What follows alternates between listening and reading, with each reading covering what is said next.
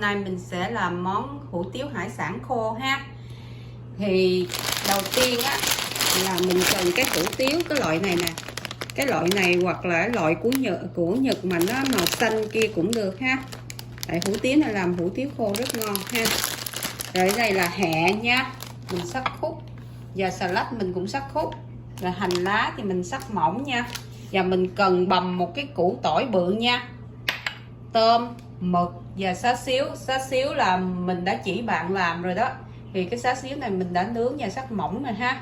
Bạn coi lại cái video xá xíu nha. Và mình cần cái bột chiên tôm ha. Loại nào cũng được nha. Ok. Và mình cần cái bột bánh khọt. Ok. Để nấu nồi nước súp nhỏ nha. Để mà mình ăn chén súp chung với hủ tiếu khô á. Thì đây nè là cái xương heo đó. Mình bỏ vào đây một chút xíu muối ha. Mình nấu cho nó sôi thôi rồi mình bỏ cái nước này lấy nước thứ nhì ha. Riêng bạn lấy cái bột bánh khọt này nè, bạn đổ vào trong cái chén này 2/3 chén ha.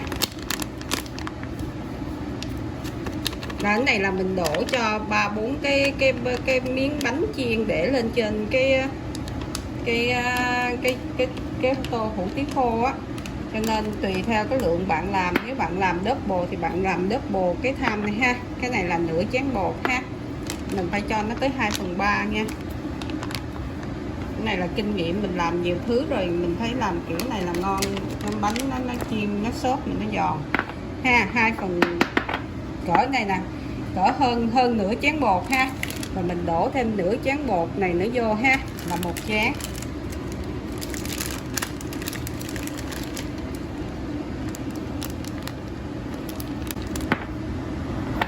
Thấy nó gần bằng chén bột ha. Cái này mình sẽ đổ được 3 hoặc 4 miếng bột chiên ha. Cái tôm chiên ha. Rồi bạn đổ vô trong này ha. Cho hai thứ mình trộn lại với nhau. Cái ớt màu mà mình nói bạn đó thì mình sẽ cho vào đây nửa muỗng cà phê nhỏ. Và cho vào đây một chút xíu muối nha, một chút thôi cho nó có vị thôi, một chút xíu muối cho dần có vị thôi ha. Rồi mình trộn đều lên. Rồi mình trộn đều, sau đó mình cho vào cỡ nửa chén nước nha. Để nó cho vào nửa chén nước và mình đánh nó. Rồi để nó trong vòng 15-20 phút cho bột nó nở rồi mình bỏ tôm vào mình chiên ha. Và đổ vào đây một chút xíu dầu ô liu ha, chút thôi. Đó. Có một muỗng cà phê dầu ha. Rồi mình mới trộn nó đều hết ha. Xong mình để đó cho 15-20 phút rồi chút nữa mình chiên. Là chiên cái này là chỉ là mình chiên cỡ 3-4 miếng thôi nha. Còn nếu mà bạn làm nhiều hơn thì bạn cứ đâm double lên ha. Mà bột nó phải sệt nha. Nếu bạn thấy nó hơi tùy theo cái chén của mình nữa nha. Nhưng mà mình thấy là hơn nửa chén nước một chút xíu là bột nó ok. Còn thấy nước nó sôi như vậy thì mình đem xuống mình rửa sạch cái xương heo đi ha. Sau khi bạn rửa sạch cái xương heo xong rồi bạn để lên trên bếp ha. Rồi bạn thả vào đây 1 phút củ cải trắng nha. Nếu mà mình nấu nước mà mình ăn nước nhiều á thì mình sẽ để củ cải trắng nhiều. Còn cái này là mình ăn nước súp bằng chén cho nên mình chỉ để 1 phút thôi. Còn nếu mà bạn có khô mực á, bạn nướng khô mực bỏ vô cũng được. Còn không có như vậy nó cũng ngon rồi. Mình cứ để lửa riu cái nồi nước súp và đừng có để ý đến nó, mình làm một chuyện khác ha. Thì nếu mà mình thấy nó có bọt thì mình cứ vớt bọt bỏ đi ha. Đó, mình lựa cái này nó cũng 40-50 phút á, mình để rồi mình làm một chuyện khác cũng được. Mình bắt lên một nồi nước sôi để mà mình luộc cái hủ tiếu nha. Để nước sôi rồi mình sẽ luộc cái hủ tiếu. Ok. Mình sẽ cho vào cái nồi súp nhỏ này là 1 muỗng cà phê đường phèn nhé. 1 muỗng cà phê nhỏ đường phèn. Và nửa muỗng cà phê muối ha. Đó, bạn nêm cho vừa miệng của bạn. Sau khi mình cho nửa muỗng cà phê muối vào thì mình cho một cái muỗng cà phê đầy bột nêm ha. Mình mới cho vào thêm nửa muỗng bột nêm nữa. Và chạy ra cái nồi này là nếu mà nấu là mình kể nấu như 5-6 chén súp nhỏ đó. Thì cái nước này mình có thể làm nước súp mà mình ăn hủ tiếu nước luôn cũng được ha. Nước sôi rồi ha, bây giờ mình sẽ cho vào đây một chút xíu dầu ha, cái dầu nào cũng được ha, cho vào một chút xíu dầu đó, rồi mình bỏ hủ tiếu vào mình luộc ha. Mình để vào để mình luộc nó nè, luộc khi nào mình thấy cái cọng hủ tiếu nó trong khè trong clear luôn á là nó chín nha. Sau 5 phút là cái hủ tiếu nó đã chín, mình tắt nó đi nha, mình tắt lửa đi. Rồi bạn trộn đều nó lên trước khi mình bỏ ra, đổ nó ra nha, mà mình đừng có xả nước lạnh nha, mình đừng có xả, để như vậy cho nó ráo một chút rồi mình ráp nó lại, hoặc nếu mà mình có cái nắp thì mình đậy nó lại nha, đừng để cho nó khô thôi. Cọng hủ tiếu này rất là ngon đó. Thấy không, bạn thấy hủ tiếu mình lấy ra đừng có xả nước nha, để như vậy xong cho nó hơi nguội rồi mình sẽ đậy cái nắp này lại cho nó đừng có mềm, cho đừng khô. Nếu bạn không có thì bạn ráp nó lại bằng plastic. Ok, bột mà nãy mình làm mình kêu để nó 20 phút để cho nó nở đó, bắt đầu mình bỏ tôm vô ha.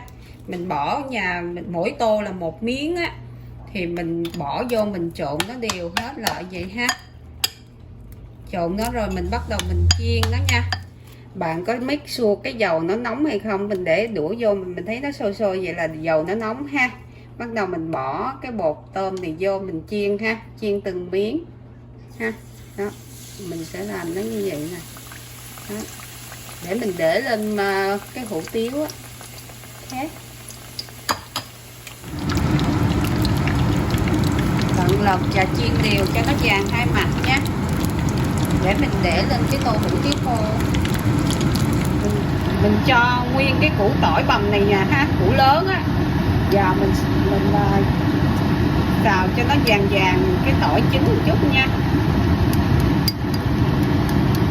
Bạn xào cho đến khi nó hơi vàng vàng một chút nha, cái này nó chưa vàng một xíu nữa nha. Khi bạn thấy nó vàng như vậy rồi á thì mình lấy cái giá này nè, mình vớt một chút xíu, cỡ 1/3 cái này thôi, mình cho vô nồi nước súp nha. Đó, mình cho nó vô. Đó, vậy là nồi nước súp của mình đã xong rồi đó.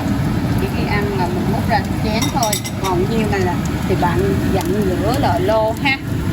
Đó, mình sẽ cho vào trong này 3 muỗng cái oyster sauce ha. 1 2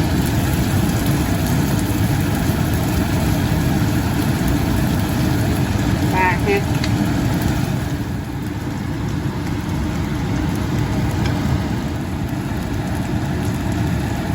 Nó bạn trộn đều nó với nhau. Cái này là nước sốt để mà mình ăn hủ tiếu khô ha. Còn nếu mà bạn cứ canh lên, ví dụ mà nhiều người ăn thì bạn cứ double nó lên ha.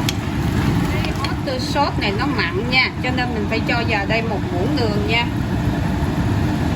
và 3 muỗng nước sốt, 3 muỗng oyster sauce, dầu hào 1 muỗng, dầu mè 1 muỗng hoặc 1,5 muỗng nước, và 1 muỗng đường ha. Nếu mà có con nít ăn á thì bạn đừng có cho ớt vào, còn nếu người lớn có ăn á thì mình cho ớt bột vào để cho nó trong này nó đậm đà gia vị hơn ha. Thì mình cho vào đây nửa muỗng cà phê ớt ha. Rồi mình làm đều nó cho nó đều hết tất cả các thành phần rồi là mình tắt bếp. Ok, vậy là nước sốt mình ăn với hủ tiếu đã xong. Để tỏi nhiều nha, nó mới ngon. Đây là cái chén sốt mình vừa làm xong để mình ăn hủ tiếu khô hoặc là mì khô ha. Next time mình sẽ chỉ bạn làm cái mì khô ha. Đó, mỗi chén nước sốt đã xong rồi. Ở đây mình bắt cái chảo nước lên, nước thôi nha, để cho nó sôi để mình luộc mì. Để nước sôi thì mình sẽ luộc mực cái tôm ha. Nước nó sôi vậy đó, bạn cho một chút xíu bột nêm vào ha, để mình luộc tôm một chút xíu thôi, để cho nó có cái vị thôi, đừng có để muối nó mặn lắm ha. Rồi mình bỏ tôm vào mình luộc ha, luộc trong vòng cỡ 2-3 phút để ra được. Bạn cho nước nó sôi lên cỡ nước, bỏ tôm vô rồi nước sôi sùng sục lên rồi bạn lấy tôm ra chắc cỡ 2 phút á là mình tôm đã chín. Mình bắt cái chảo khác lên ha, mình đổ nước vô ha để mình luộc. Con tôm sau khi mình luộc xong á thì mình lấy nó ra để ráo, rồi giờ mình ráp nó lại nha, đừng bỏ qua nước đá. Khi nào mình ăn cái kiểu mà có nước đồ thì mình để nước đá cho con tôm nó săn. Còn này mình ráp nó lại, nó còn đang nóng mình ráp nó lại. Rồi nước này sôi ha, thì mình bỏ chút xíu bột nêm vô để mình luộc cái mực. Rồi nước đã sôi rồi thì mình bỏ mực vào mình luộc nha. Luộc khi nào mực nó nổi lên trên mặt nước là mực nó đã chín. Mình để vào một chút salad và một chút hẹ, nếu có giá thì tốt, không có thì không sao nha, không cần, không quan trọng lắm. Đó, để vô hẹ rồi mình mở nắp này ra, nếu nó còn nóng á thì bạn bỏ nó vô, thấy không, nó còn nóng. Còn nếu mà thấy nguội thì mình bỏ vô microwave 30 seconds cho một cái tô cho nó hơi nóng nóng ha. Cái hủ tiếu này rất là dai. Rồi cái bạn bỏ lên trên tô này ha. Sẽ cho cái xá xíu nướng mà mình chỉ bạn kỳ trước á, sắc mỏng ra để vô ha, và cho mực và tôm vào ha.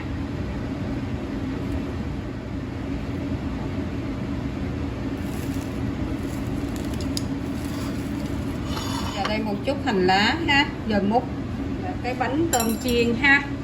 Sau đó mình cho vào đây hành lá và tiêu, chút hành lá, chút hành sấy ha, và tiêu. Đó là tô hủ tiếu khô đã hoàn thành ha. Đó, mình cho nó vào. Đây là tô hủ tiếu khô mình ăn kèm với nước sốt này mình đổ vô đây mình trộn mình ăn nha, và nước súp. Chúc các bạn enjoy, nhớ like và share để nhận những video kế tiếp. Cảm ơn các bạn.